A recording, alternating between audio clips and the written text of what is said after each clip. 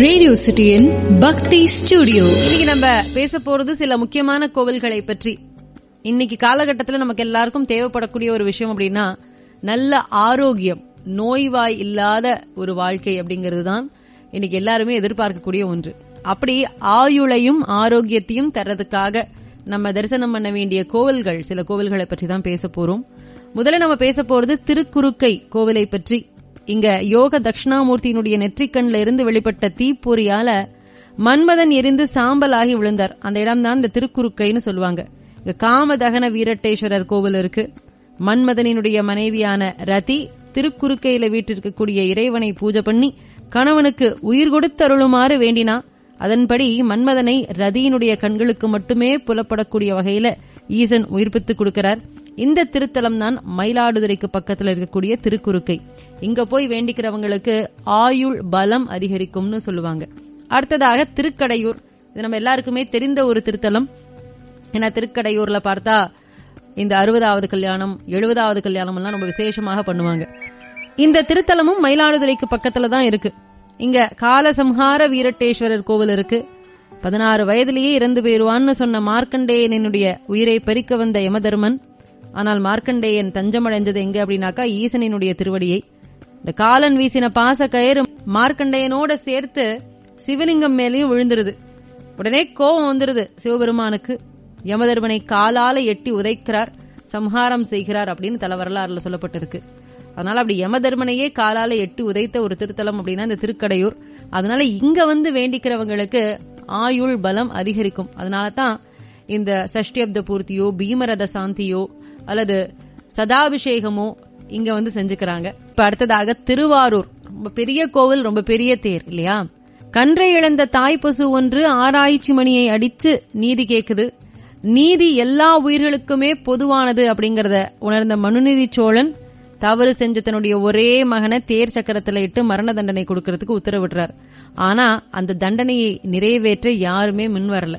அதனால சோழ மன்னனே தன்னுடைய தேரின் காலில மகனை படுக்க வச்சு அவனை அது மேல ஏத்துறார். அப்போ தந்தை தாய் சேனு மூவுரு கொண்ட தியாகேசன் அங்க திருக்காட்சி கொடுத்து இளவரசன் கன்று இவங்க 2 பேரையுமே உயிர்ப்பித்து அருள் செய்கிறார். இந்த தியாகேசர் அருளக்கூடிய ஆலயம்தான் திருவாரூர்ல இருக்கக்கூடிய தியாகராஜர் திருக்கோவில். இங்க வந்து வேண்டிக்கிட்டா எப்படிப்பட்ட ஒரு கண்டம் இருந்தாலும் வாழ்க்கையில் அதுல இருந்து தப்பிச்சிடலாம்னு சொல்லுவாங்க. அடுத்ததாக நம்ம பேச போறது திருமருகல் ஆலயத்தை பற்றி. இங்க மாணிக்கவண்ணார் திருக்கோவில் இருக்கு. இங்க ஒரு வணிக பெண் ஒருத்தி வாழ்ந்தாளாம். ராத்திரியும் பகலும் முழுக்க முழுக்க அந்த ஈசனையே நினைச்சுக்கிட்டு இருந்தாளாம். அவளுடைய முறை மாப்பிள்ளையே ஒரு தடவை பாம்பு கடிச்சு அது இறந்து போயிடுறான். அவனை இந்த தலத்து இறைவனை வேண்டி திருஞான சம்பந்தர் உயிர்ப்பிச்சு கொடுக்கிறார். அது மாத்திரம் இல்லாம அவங்க 2 பேருக்கும் கல்யாணமும் பண்ணி வைக்கிறார். திருவாரூருக்கு பக்கத்துல இருக்கு இந்த திருமருகல். வேண்டிக்கிட்டா ஆயுள் அதிகரிக்கும், திருமண தடையும் விலகும்னு சொல்றாங்க. இப்படி பார்க்கும்போது மயிலாப்பூர்ல இருக்கக்கூடிய கபாலீஸ்வரர் கோவில் ரொம்ப ரொம்ப விசேஷமான திருக்கோவில். சென்னையில இருக்கக்கூடிய கபாலீஸ்வரர் கோவிலுக்கு போய் நம்ம வேண்டிக்கிட்டோம் அப்படின்னா ஆரோக்கியமும் ஆயுளும் கிடைக்கும்ங்கிறாங்க. இங்க வசித்த சிவனேசன் அப்படின்னு சொல்லப்படக்கூடியவருடைய மகள் பூம்பாவை பாம்பு தீண்டி இறந்து போயிடுறா. அவளுடைய சாம்பல், எலும்பு இதை எடுத்துக்கிட்டு வர்றார் சிவனேசன். ஒரு தடவை திருஞான சம்பந்தர் கபாலீஸ்வரர் கோவிலுக்கு வந்த சமயத்துல தன்னுடைய மகளினுடைய நிலையை அவர்கிட்ட சொன்னப்போ உடனே அந்த சாம்பலையும் எலும்பையும் கோவிலுக்குள்ள வச்சு திருப்பதிகம் பாடினாராம் சம்பந்தர். ஆச்சரியமான விஷயம் என்னன்னா, அதுல இருந்து அந்த பூம்பாவை பெண் உயிர் பெற்று திரும்ப வந்தாள்னு சொல்லுவாங்க.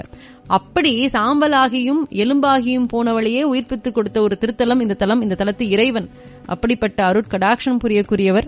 அதனால ஆயுள் விருத்திக்காகவும் ஆரோக்கியத்துக்காகவும் நம்ம மயிலாப்பூர்ல இருக்கக்கூடிய கபாலீஸ்வரர் கோவிலுக்கு போய் கபாலீஸ்வரரையும் கருப்பகாம்பாளையும் வேண்டிக்கிறது ரொம்ப ரொம்ப விசேஷமான ஒன்று. அப்போது அடிகள் அவருடைய வீட்டுக்கு சிவனடியார் வந்தபோது அவருக்கு சாப்பாடு போடணுங்கிறதுக்காக அவருடைய மகனை தோட்டத்துக்கு போய் வாழை இலையை பறிச்சுட்டு வான்னு அனுப்புறார். அவருடைய மூத்த மகன் அப்படி வாழை இலைய பறிக்கிறதுக்கு போகும்போது அங்க இருக்கக்கூடிய பாம்பு தீண்டி இறந்து போயிடுறான். அவனை திருநாவுக்கரசர் திங்களூர் சோமநாதர் ஆலயத்துல வச்சு பதிகம்பாடி உயிர்ப்பித்து குறுக்கிறார். திங்களூர் தலம் அப்படிங்கிறது சிவபெருமான சந்திரன் வழிபட்ட தலம். இந்த தலத்து இறைவனுக்கு சோமநாதர், சந்திரசேகரர்னு பல பெயர்களும் உண்டு. இந்த கோவிலுக்கு வந்து வழிபாடு செய்யும் பொழுது ஆயுள் அதிகரிக்கும் அப்படின்னு சொல்றாங்க. அது மாத்திரம் இல்லாம திருநாவுக்கரசர் பாடின அந்த பதிகத்தை பாடினால் இன்னும் சிறப்பான பலன் உண்டாம். அப்படி அற்புதமான திருத்தலம் இந்த திங்களூர். அவினாசி பகுதியில அமைஞ்சிருக்கக்கூடிய கோவில் தான் அவினாசியப்பர் கோவில். இந்த பகுதியில வசித்த ஒருத்தருடைய மகனானவன் குளத்துக்கு போய் குளிக்கிறதுக்கு போயிருக்கான். அப்ப அந்த குளத்துல இருந்த முதலையானது அந்த சிறுவனை சாப்பிட்டுதான். ஒரு தடவை அவினாசி அப்பரை வழிபட வந்த சுந்தரர் இந்த விஷயத்தை கேள்விப்பட்டு இறைவனை நோக்கி பதிகம் பாடுறார். அந்த பதிகத்தை அவர் பாடி முடிக்கக்கூடிய தெருவாயில குளத்துல இருந்து முதலை வெளிப்பட்டு அந்த சிறுவனை அப்படியே உயிரோட உமிழ்ந்துட்டு போயிடுச்சான். இது தலபுராணத்துல சொல்லப்பட்டிருக்கக்கூடிய ஒன்று. அப்படி அவினாசி கோவிலுக்கு போயிட்டு அங்க இருக்கக்கூடிய அவினாசி அப்பரை வழிபாடு செய்யும் பொழுது நமக்கு ஆயுள் பலமும் ஆரோக்கியமும் கிடைக்கும் அப்படிங்கிறது ஒரு நம்பிக்கை. ரேடியோ சிட்டியின் பக்தி ஸ்டுடியோ.